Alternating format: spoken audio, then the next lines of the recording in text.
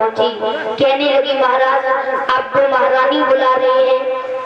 इधर महाराज चले हैं, पहुंच गए हैं तो आज महारानी कहने लगी स्वामी तुम्हें नहीं पता है जो हमारी रुक्मिणी है शादी की युग हो गई है और हमें उसकी शादी कर देनी चाहिए। महाराज भीष्म कहने लगे चिंता मत करो, आज मैं दरबार में केवल रुक्मिणी की शादी के बारे में ही चर्चा करेंगे। इतने शब्द कहने के बाद में महाराज चले भीष्म और कहने लगे देखो यहाँ पर बैठे हुए हमारे भाई हो, ये बताइए कि हमारी जो रुक्मिणी है हम उसका विवाह करना चाहते हैं, यदि तुम्हारे नजर में कोई लड़का हो तो बताओ। एक कहने लगा सुनो महाराज यदि रुक्मिणी का विवाह कौरव रंगी दुर्योधन के साथ में कर दी जाए तो कैसी रहेगी? बोले बिल्कुल नहीं, बहुत घमंडी है। दूसरा खड़ा हो गया कहने लगा ये बिल्कुल नहीं, सुबह से शाम हो गई रुक्मिणी का कहीं से भी रिश्ता तय नहीं हुआ कि दरबार में बारी बारी से और राजन के नाम गिनाने लगे। कुछ लोग खड़े होकर के उनके गुण अवगुण बताने लगे।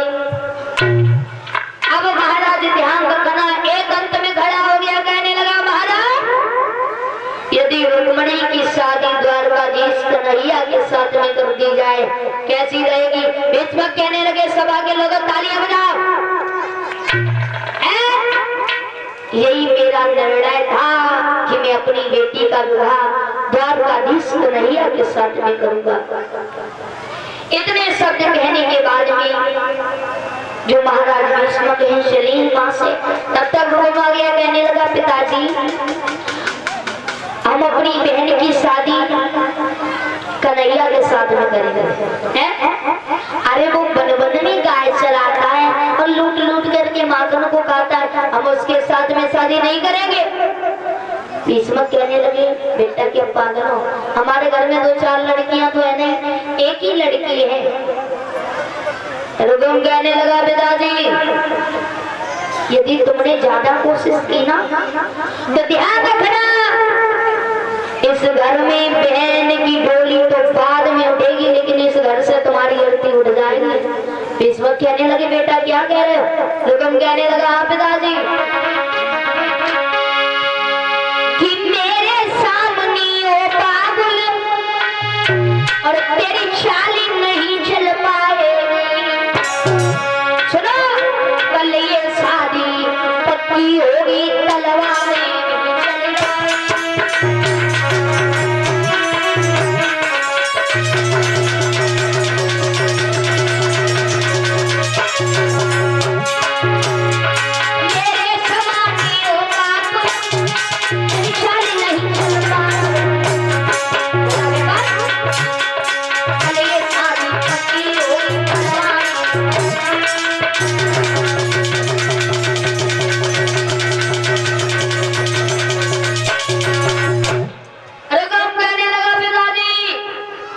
यदि इस घर में कन्हैया धोखे से भी आ गया तो तलवारें चल जाएंगी। तलवारें इस घर से बहन की डोली बाद में उठेगी लेकिन इस घर से तुम्हारी अर्थी उठ जाएगी। इतने शब्द कहने के बाद में भीष्म कहने लगे बेटा क्या पागल हो, हमारे घर में 2-4 लड़कियां नहीं है। रुगम कहने लगा पिताजी जो बन में गांव को चलाता उसके साथ में हम अपनी बहन की शादी बिल्कुल नहीं, और जो लूट लूट के माखन को खाता उसके साथ में मैं अपनी बहन की शादी कदापि नहीं करूंगा पिताजी। भीष्म कहने लगी बेटा बात समझो, मेरे 2-4 लड़कियां नहीं है, एक ही लड़कियां है। सुनो अरे एक लौती बेटा धीरे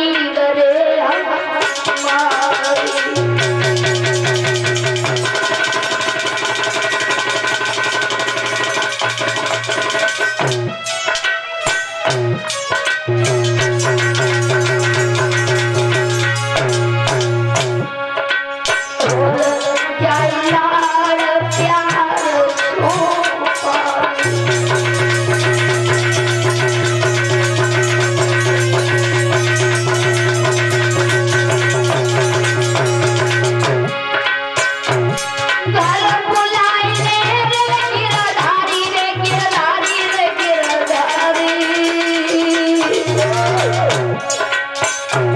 बांसुरी जो झपरिया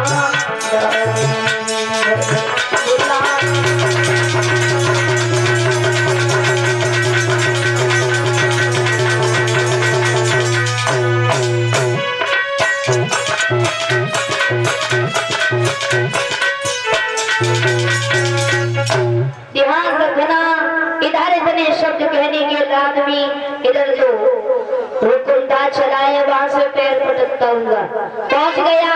नाई और ब्राह्मण को बुलाया और पत्र लिखने लगाया। पत्र में क्या लिख रहा है परीक्षित जी महाराज?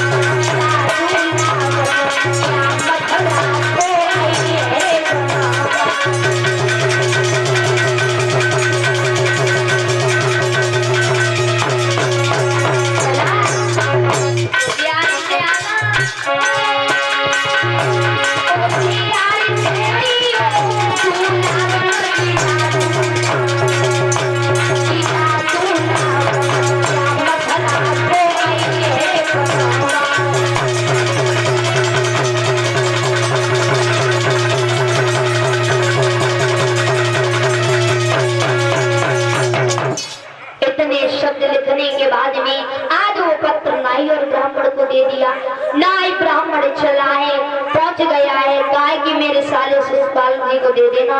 इतने शब्द कहने के बाद में चली। नाई और ब्राह्मण पहुंचा है, पहुंच गए।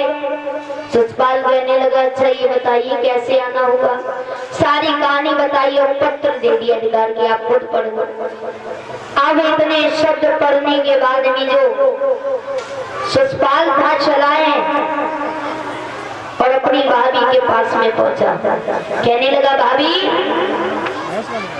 ऐसा करो हमें दूल्हा बनाओ।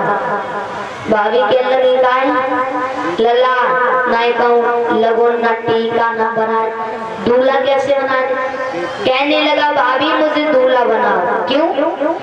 हमारे जो बहन हुई है वो अपनी बहन की शादी हमारे साथ में करना चाहती है, इसलिए मुझे दूल्हा बनाओ। भाभी कहने लगी लला जी बताओ खत पढ़ो। तो भाभी कहने लगी लला वहां पे कन्हैया भी आ रहा है और कन्हैया से तुम्हारी पेश नहीं जाएगी, ऐसा करो तासु घर पे ही रहो। शिषपाल कहने लगा भाभी दूल्हा बना दूल्हा। भाभी कहने लगी अबे समझ में ना आया है, मानो बात हमारी कन्हैया आएगा तुम्हारी पेश नहीं जाएगी। शिषपाल कहने लगा भाभी पहले दूल्हा बनाओ मुझे। भाभी कहने लगी लला हम दूल्हा बनाया जाएगा रे हम जाओ। इधर दूल्हा बनाया है, इधर शिषपाल ने क्या किया है अपनी मौसी का लड़का दंतवत को खबर भेजी है, सारी सेना को लेकर के धीरे धीरे चलिए शिषपाल। इधर चलते जा रहे हैं। इधर ध्यान रखना जो रुक्मणी मैया है, रुक्मणी आंगन में बैठी हुई है और प्रार्थना कर रही है परमपिता परमात्मा। रुक्मणी रो रही थी वहां पर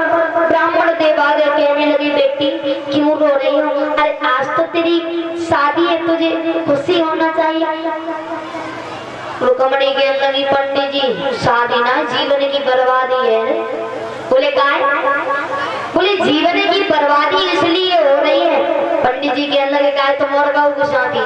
बोले बात सुनो, जो हमारा भैया है वो हमारी शादी करवा रहा है और मैं पंडित जी ऐसा करो आप मेरा पत्तल लेते जाओ। ऐसा ही नहीं, रुक्मणी आंगन में बैठी हुई और कह रही है तो देखो कि दीनन हितकारी